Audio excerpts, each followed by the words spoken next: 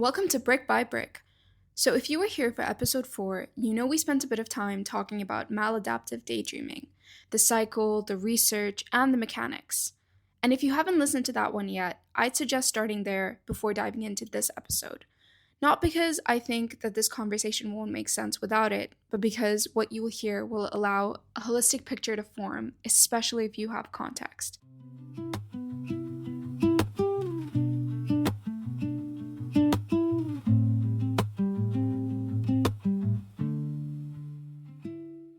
Welcome to Brick by Brick, where we explore mental health research one paper at a time and build something you can hold on to. I'm your host, Nafisa Golwala. I'm not a clinician. I'm someone who believes that good research deserves a wider audience and that most people, given clear and honest information, are capable of doing something meaningful with it. Today is a different kind of episode. Normally, it's just me, a paper, and a metaphor. But something I've always wanted to do is bring in someone who has actually lived topics we've covered. Because I believe the research gives you the mechanism. It gives you the cycle, the number, the direction of the data, but it doesn't tell you what it feels like to be the one actually living it. It doesn't talk about real subjective experiences, and that's something that I want to tackle today.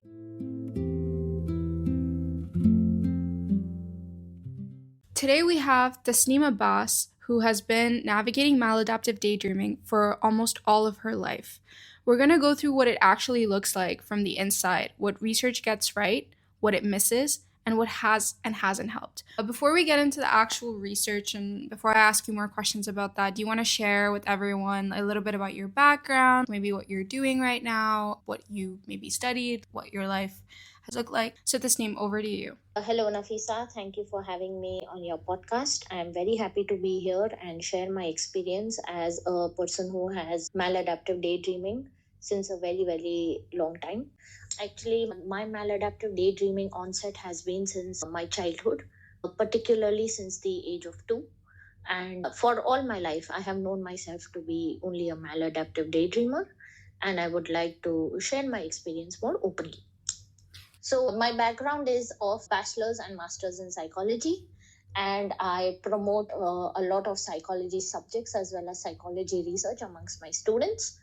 And currently, I am working as a psychology teacher as well in one of the most prominent schools in the UAE.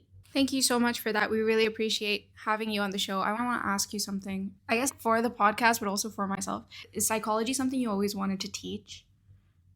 That is an excellent question, Nafisa. Thank you for asking me that. The truth is, my first option was political science. That is what I really wanted to do in my life. However, coming from a middle class collectivistic culture background, which is very conservative, my parents were strongly against it. And also, the country that I come from, which is India, over there, to be involved in politics, it seems you need a lot of connections, which I did not have. And so political science was a dream. When it did not come true, I shifted my focus to psychology. Wow, that's so interesting. Thank you so much for sharing that with us. So I'd like to ask you our first question. If you had to explain maladaptive daydreaming to someone who has never heard of it before, what would you say? That is also an extremely interesting question, Nafisa. And actually, it's a very difficult question as well, because recently I have found out that it is like being on magic mushroom all the time. You see, yeah, because I was with a friend right now at a barbecue brunch. They had invited me over to show me the new grill. And they actually said, what are your plans for the rest of the day? And I said, I'm on a podcast for maladaptive daydreaming. And they said, okay, what is maladaptive daydreaming? And as I explained to them that it is a person's escape, or it is a person's fantasy world in their mind. And so they were like, oh, so you are naturally on magic mushrooms. And I was like, that is a very interesting way to put it. Yes, it's like your brain has grown the magic mushroom inside its head, and you are constantly in it. Everybody daydreams. I definitely agree. Everybody daydreams. But in a maladaptive daydreaming world, you are constantly there. And the grasp between reality and daydreaming, actually, more than the grasp, the alternative between reality and daydreaming is becoming farther and farther away. because it shows where you want to be at a certain place in certain time. I'm not really sure it explains it very well, but I think my story is a better explanation of what MDD is. That's actually really interesting. I found it interesting that you compared it to being on magic mushrooms. It's like you're almost like an alternate state of reality, but not. It's like wearing AI meta glasses. You know what I mean? Yes, definitely. I would agree. So, when did you actually first realize that this wasn't normal daydreaming? Was there a specific moment in your life, or was this more of a gradual realization as you got older that you were okay, not a lot of people are like having this? So this is also an extremely good question. To me, being in a maladaptive daydreaming state has been something I have been doing since forever. But it is when I ask the people around me, when has this started? That is when I realized that what I am doing is maybe not something which is normal. When I was like around 7 or 8 years old, I asked my parents first, when did I start maladaptive daydreaming? And they said that when I was 2 years old, apparently I would go into a corner and calm down or shake to self-soothe. And then after shaking vigorously for around like some time, I would put myself to sleep. And then they would carry me to the bed and I would be off to sleep. And so apparently they were not really sure of what kind of behavior this was. They just thought that the child is trying to put herself to sleep and that is why this behavior is happening, and probably she will outgrow it. But unfortunately, I did not outgrow that behavior. And then it ended up that it wasn't just for sleeping that I was using it. Now I was constantly staying in my alternate state of reality through natural neurotransmitters of my brain or natural ability of my brain. And I'm not proud of this, but I have been a maladaptive daydreamer for 32 years because I started at 2 and I'm 34 right now. So it's been a very long time that I have been a maladaptive dreamer. And how did I realize is that people pointed it out to me that what you are doing is not normal. But if you see it from my point of view, since I've done it always, to me it was always normal. Like you didn't know what the alternative was. No, I didn't know what the alternative was. Actually, the alternative was told to me by my parents, my friends, my siblings, my grandparents. Everybody said it, that the alternative is to just stop. But see, here's the main question with maladaptive daydreaming. How do you just stop? True. That's so interesting. I've only ever read the research and I only recently found out about this, but it's so interesting to hear you say that you've been doing it since you were 2 years old. That means that you went to school and, you lived your whole life also being in an alternative reality. Did you face a lot of challenges when it came to academics and friendships and, people that really were able to understand you, and considering everyone would say, just stop? That's an interesting thing because a lot of people, even in today's day, are like, why do you feel like this? Why do you do that? You should just quit it or try something else, and it's not one size fits all. So how did you overcome that? How did that make you feel? How is it being in school and making friends? So we start with school and making friends first. I was not a very extroverted child. So I was more of an introvert. So I did not have a lot of friends and compatible with my peer group. Like I didn't have fights with them, or neither did I get bullied, or neither did I bully anyone or anything like that. So it was a fairly normal childhood, actually. And the thing about just stopping is that when you are in a certain time and place, you do not stop. You just control it or you hide it. So for example, if I'm in school and I have the urge to shake and maladaptive daydream, I cannot do it in class. My peers are looking, my teachers are looking, I will look very, very odd, right? So what do?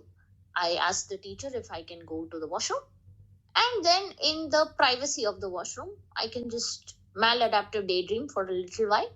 And once I feel I am capable of seeing reality again, I can just come back. I got in trouble in school, unfortunately. That was not very looked well upon, you can say, okay. for a person that young of an age, right? Right. Let's say somebody with obsessive compulsive disorder. Mm-hmm. There is a reason they have the compulsions. Mm-hmm. A lot of psychological disorders and a lot of studies in psychological disorders have also said that you cannot just stop the compulsion.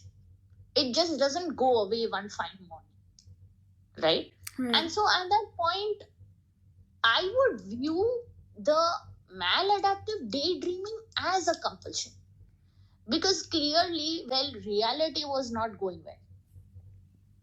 And so somewhere you want to be in control. You want to be in a place where you have a choice, where you have a voice.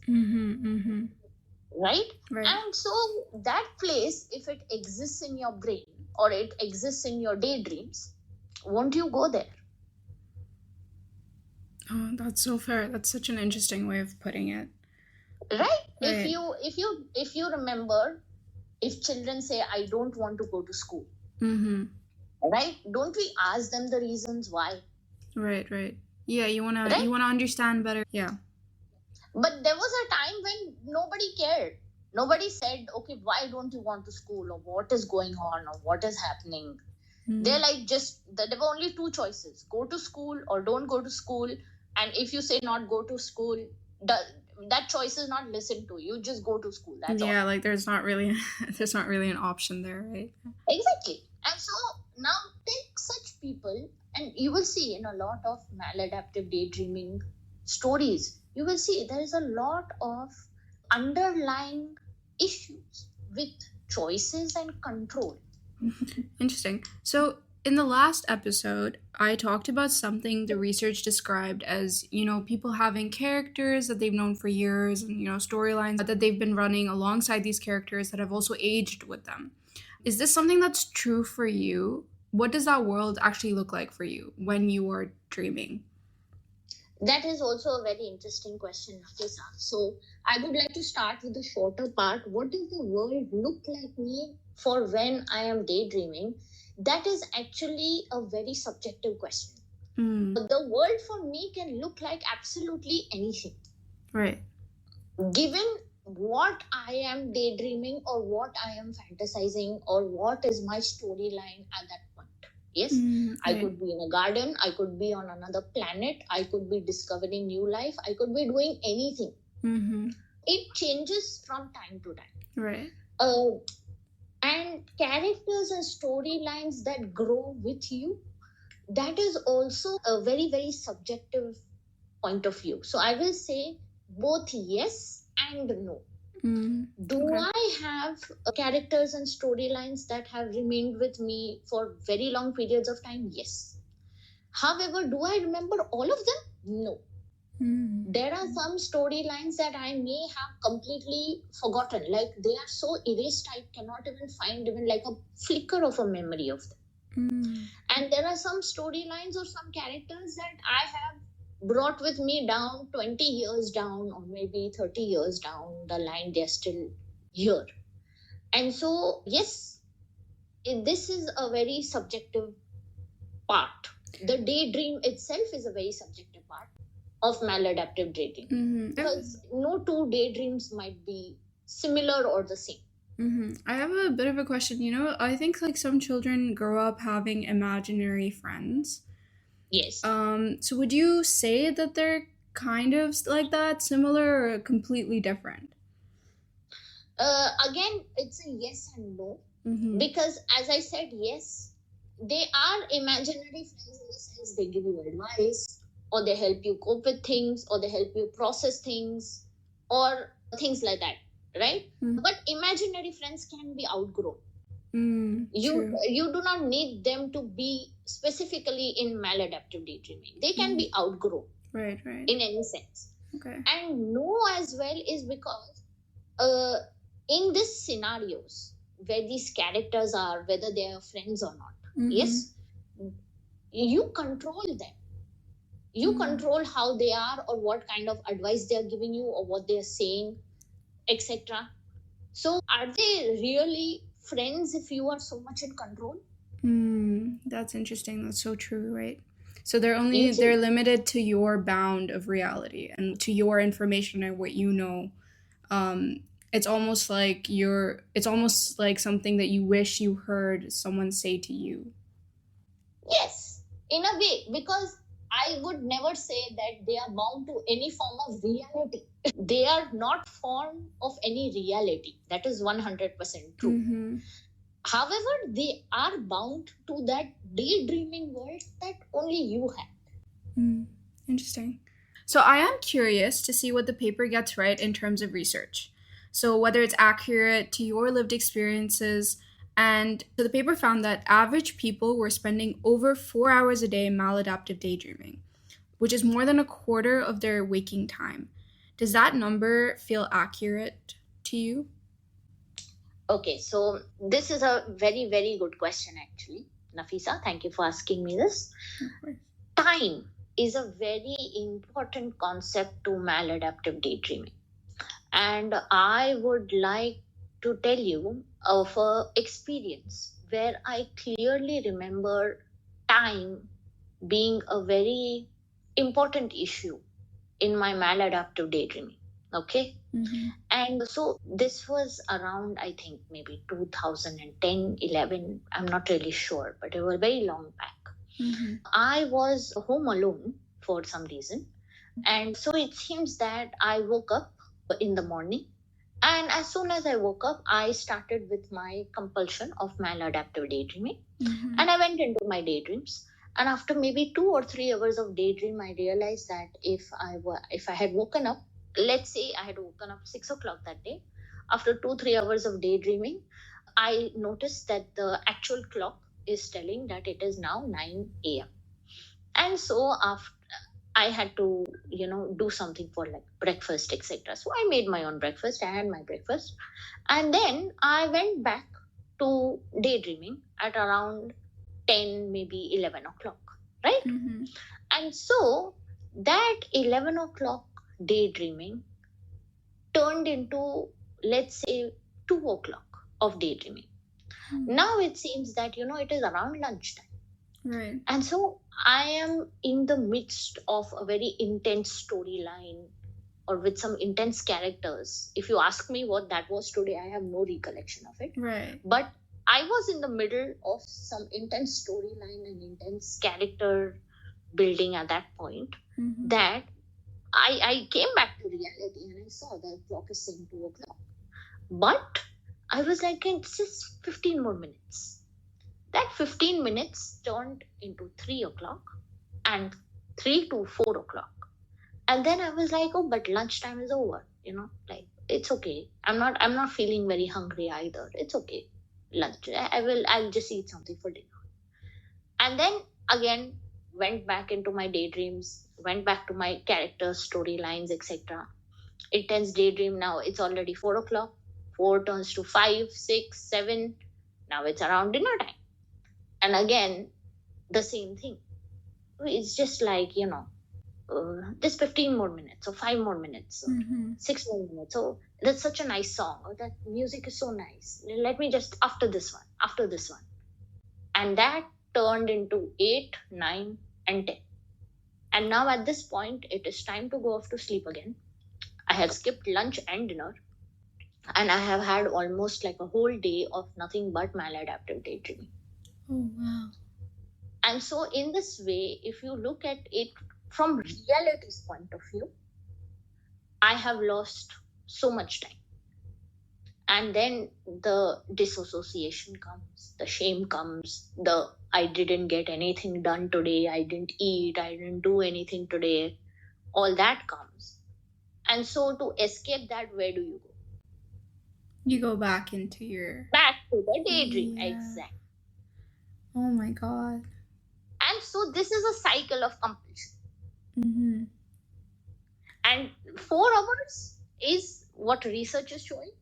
But when MDD takes over your life, it can be more than 4 hours. And that's when you realize that, okay, this is taking up so much of your life that it is getting maladaptive. Yeah, that's fair. Wow. And I guess that's also probably something that made you want to hide it from everybody. The shame and the guilt that you felt of not being able to do as much that you wanted to do in the day. Is that why also you think people hide it from their families or partners? The research said that people also hide it from their therapists. Can you maybe explain, or have you ever been in a situation where you might have done the same thing, and maybe you can explain why? So that's also a very interesting question. We will start with when it comes to families. Okay.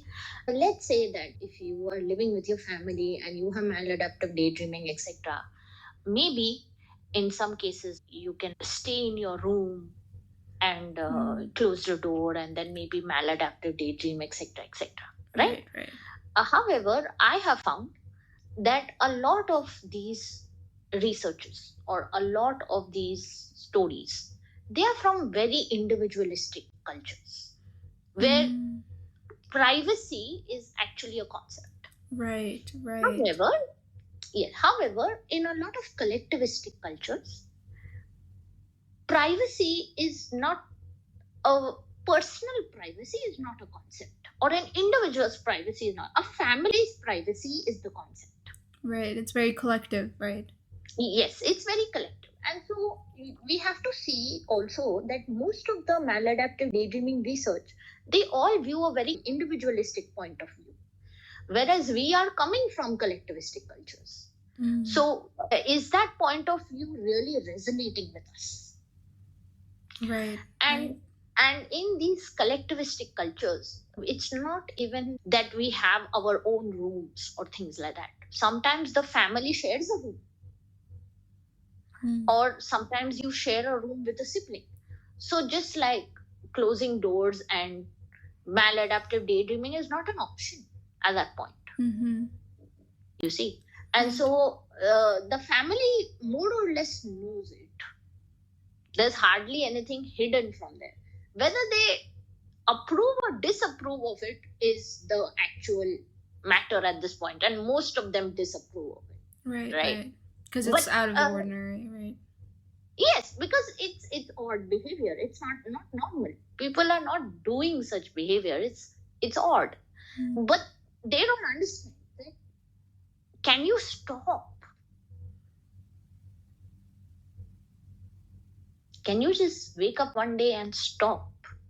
And so that is the point of contention between the maladaptive daydreamer and their family members. Is you are asking me to stop, but can I stop? Right. And so this is when it comes to families hiding. I do not really think that was the option at all.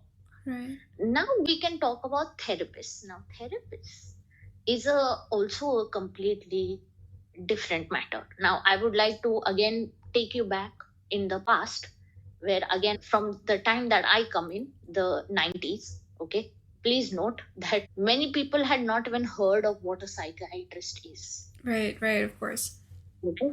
And okay, again, the individualistic culture and collectivistic culture here plays a very big role, because maybe in individualistic cultures, they had heard of what a psychiatrist is.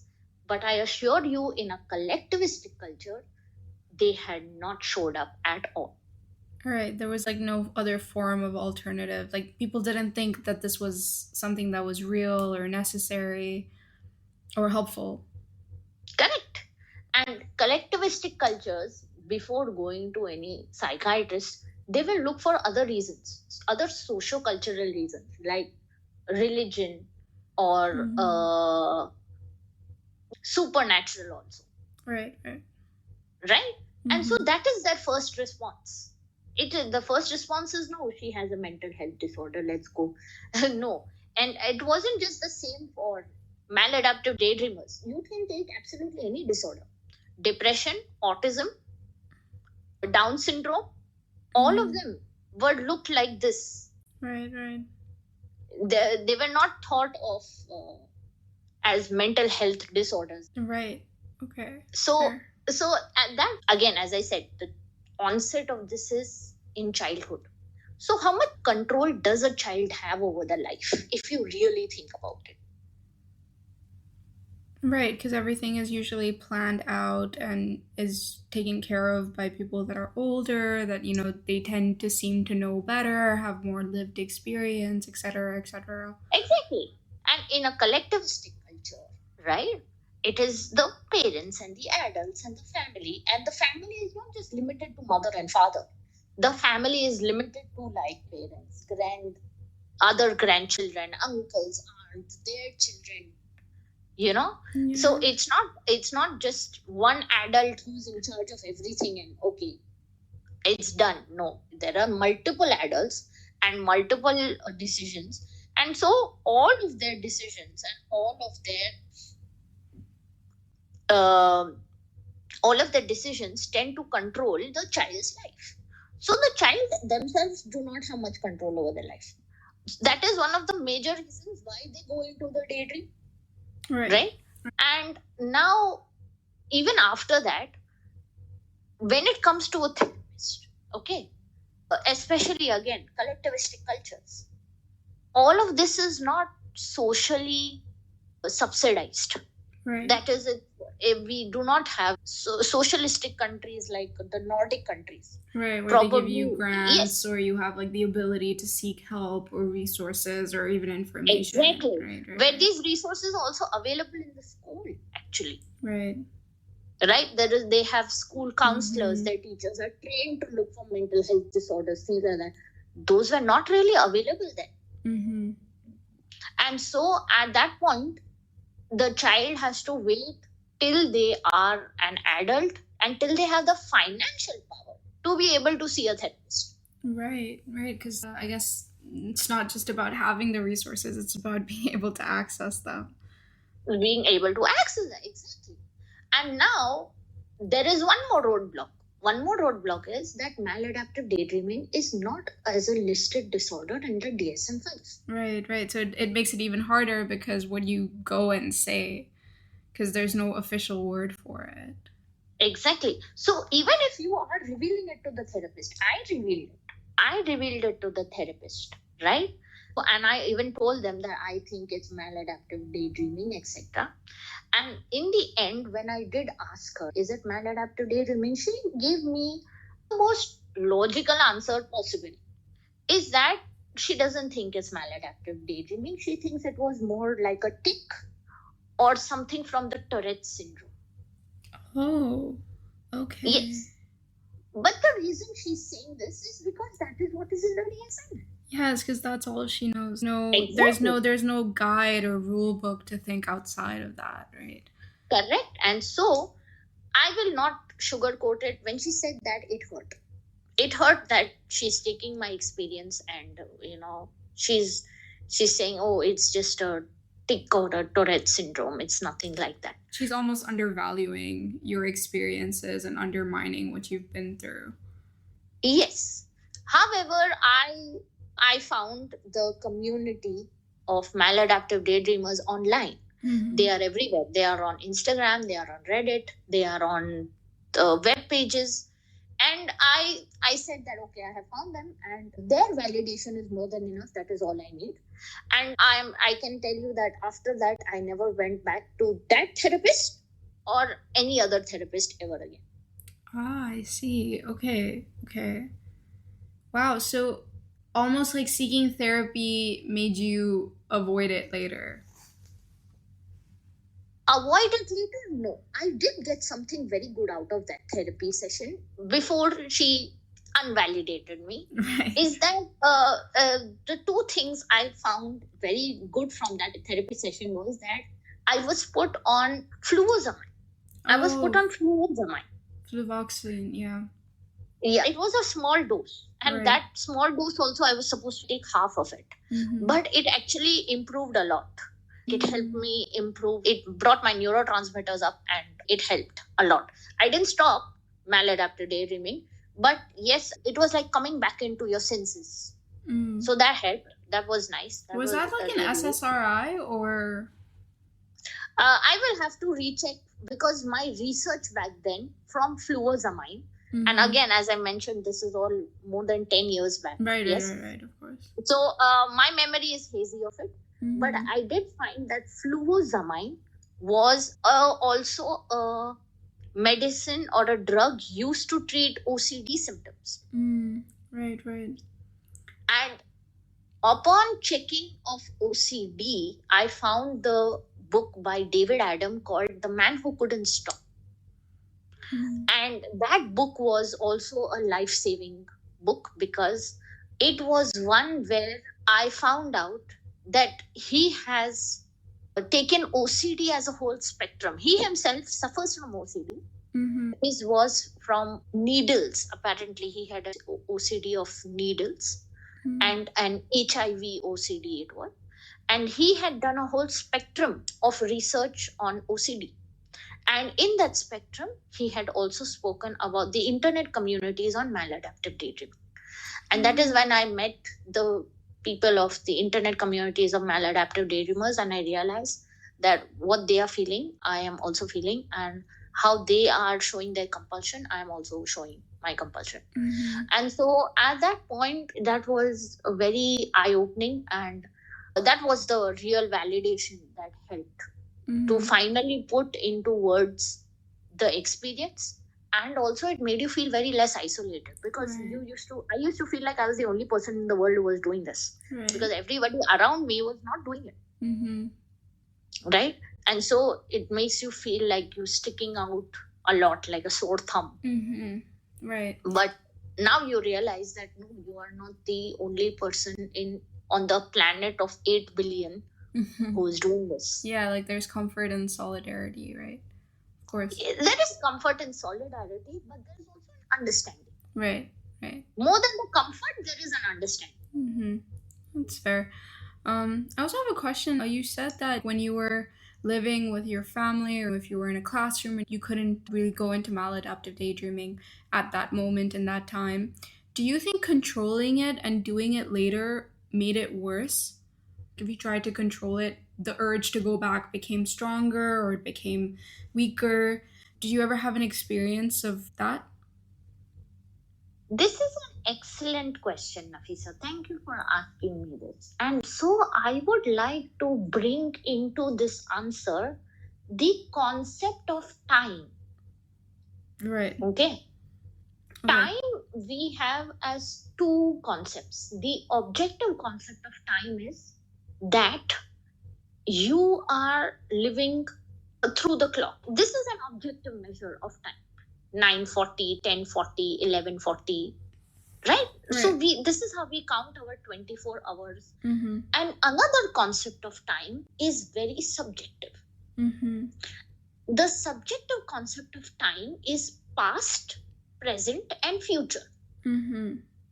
Okay, so think about it this way. If I ask you, Nafisa, when you were 16 years old, did you dream about being 23? Like, how will life be at 23? Yeah, I guess. At some point, I'd be like, oh, it must be so cool to be older. Right? And so right now, what is your age? I am 24. You are 24. So you have reached that exact period of time that you were thinking about when you were 16. Right. Is it exactly like that? No, of course not. Exactly. And so in maladaptive daydreaming, you kind of live like this, either in the past or in the future. And it is the present that kind of suffers in that time. So think about it this way. If I'm at school, okay, I am doing all of the things in the school so that, but my mind is in the future. My mind is in the future, how that when I go home, I can daydream. Ah, okay, I see. So you're never winning. It's either you're dreaming or you're thinking about dreaming or you can't wait to go back to dreaming. Exactly. And so you are always living in that time ahead. Okay, I see. And the current time lives and it becomes the past. Oh, wow. Okay, interesting. And then in some cases, you are obsessing about the time lost. So the past. Right. But the time present, it's not there. It's also going. Mm-hmm. And so you can see this concept of time when it comes to maladaptive daydreaming, it's actually very centered to maladaptive daydreaming, Right. if you think about like Right. that. One of the ways that, as we have already established in our conversation right now, Mm-hmm. that in maladaptive daydreaming, and let's take for example a mental disorder like schizophrenia. Mm-hmm. In schizophrenia, what is the main symptom? A hallucination. Correct. Hallucination is the main symptom. So at this point, what is the difference between a person who is maladaptive daydreaming and a hallucinator? Oh, I see. Okay. Right, because it's not the same, but if you really think about it, it's like an apple to an apple. It's like a red apple to a green apple. Right, yeah. You see, so the main difference is that the schizophrenic person, the hallucinator, he is actually playing out his hallucination, or you can say his maladaptive daydream in real time.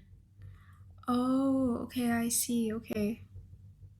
But the maladaptive daydreamer goes into their daydreams, plays out their daydreams or their hallucinations there, and then comes back to reality. Okay, so yeah. Yes.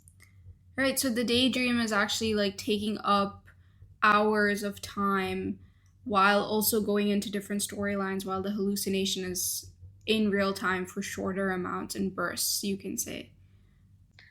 It is there in real time, shorter amount and bursts, but look at all disorders from this point of view.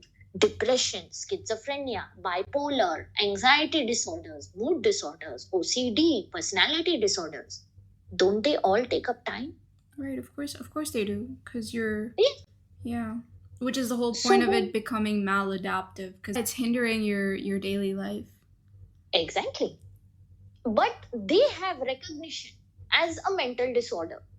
Does maladaptive daydreaming have? No, yeah, that's true. So why not? Something I've also realized is doing more research into it, that the community is not small at all. It's quite large. And, it's really interesting because they also updated the DSM-5 not too long ago. So the fact that they didn't consider to even, I guess, add this into it is quite shocking. And the fact that a lot of therapists also don't have a lot of knowledge about it is also quite shocking. Exactly. And as you can see, I think this would be my main aim of coming on this podcast, would be to ask this definition of normality, abnormality, that the Diagnostic Statistical Manual of Mental Disorders is in charge of, right? And there are people who are suffering from certain kind of a maladaptiveness, yet they are not completely validated or they are not represented in the DSM, simply because, and okay, I take this distinction to be very important, is that a maladaptive daydreamer can function when required. Right. But that's also subjective, right? Like, it depends on what you think is necessary and a requirement as opposed to what's actually going to help you survive in your daily life. Like, you mentioned times where you went hours in your day without eating or doing anything else except for maladaptive daydreaming. So I feel like that is also very subjective of what that means in order for you to recognize what's necessary and what's important to survive. Yes, absolutely. And so this is the distinction that they have removed, especially the DSM. I completely understand that the schizophrenic person would have trouble in absolute reality, because as I've said, their hallucinations are playing in real time in the reality. Yes, but the maladaptive daydreamer, their concept is that they are surviving reality now so that they can daydream or go back into maladaptive daydreaming later. I But see. Okay. there is no guarantee for how long. Right, of course.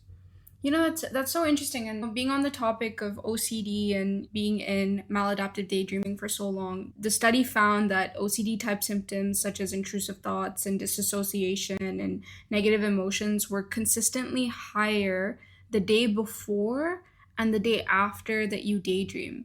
Is that true? You mentioned this a little bit in the beginning about having more disassociation after coming out of a maladaptive dreaming episode.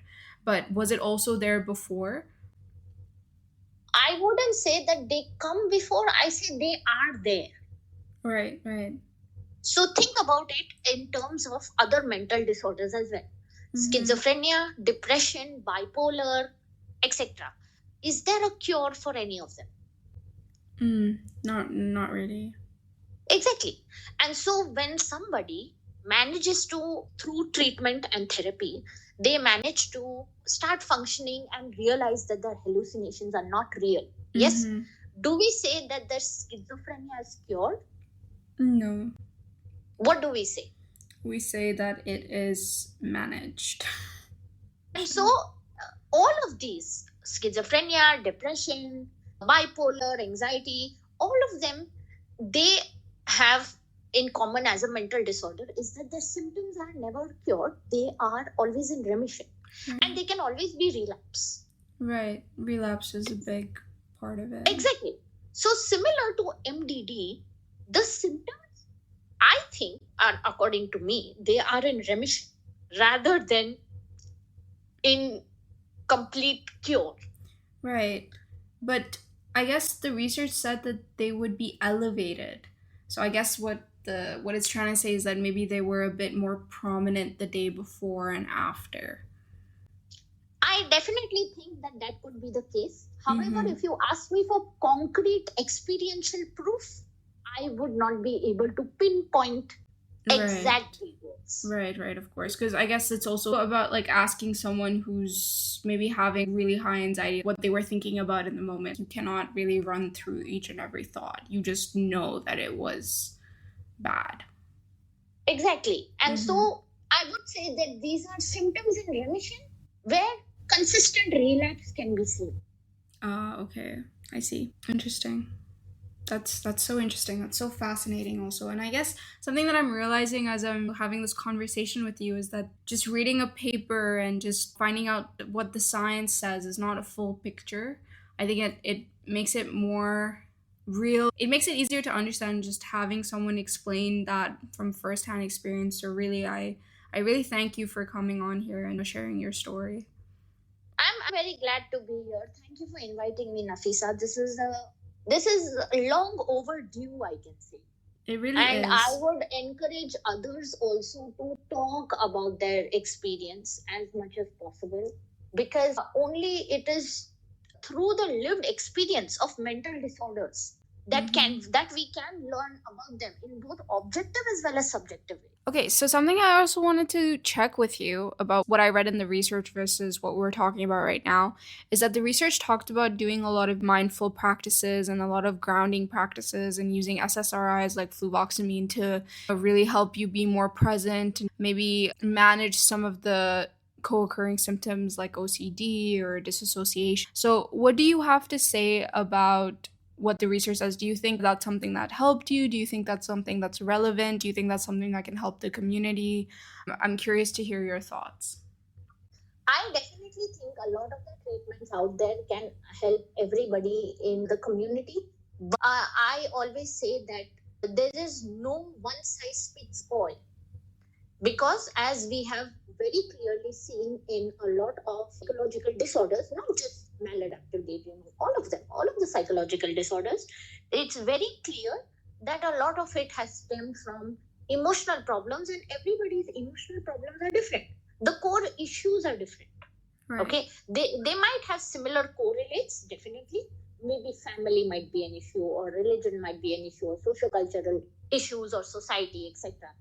They all might be issues as a broader point of view, but in the very macro or the micro point of view that you take, everybody has different reasons for the reasons that they are maladaptive daydreaming. So I would definitely say that you should try to understand your maladaptive daydreaming, and also try out more than one therapy when you are trying to help your maladaptive daydreaming. And don't ever think that, oh, this is something that can be cured. No disorder can be cured. It can go into remission, and it can go into management, like you will have better control over it, definitely. It's very important to accept that, okay, I will have this disorder lifetime. Right. This is with me. Okay, and then to manage it and work with it becomes easier. I see. Right. That's fair. All therapies are safe, and those you can try out, whichever ones you like. There are many.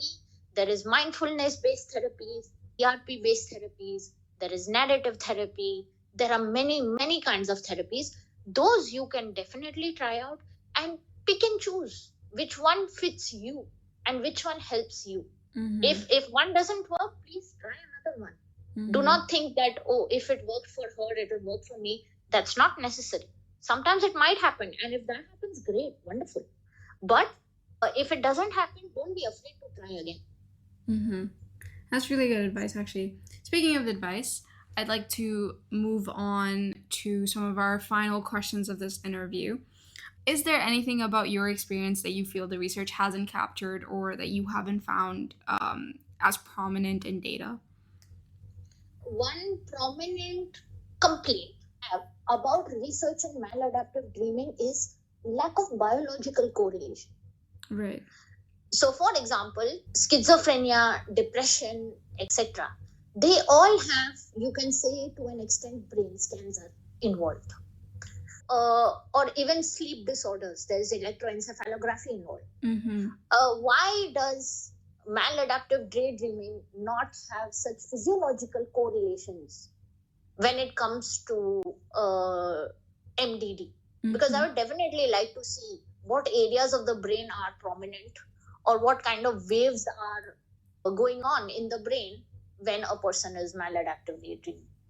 I think I would definitely love to see how the MRIs, fMRIs, and the electroencephalographs look at the brain of a maladaptive daydreamer.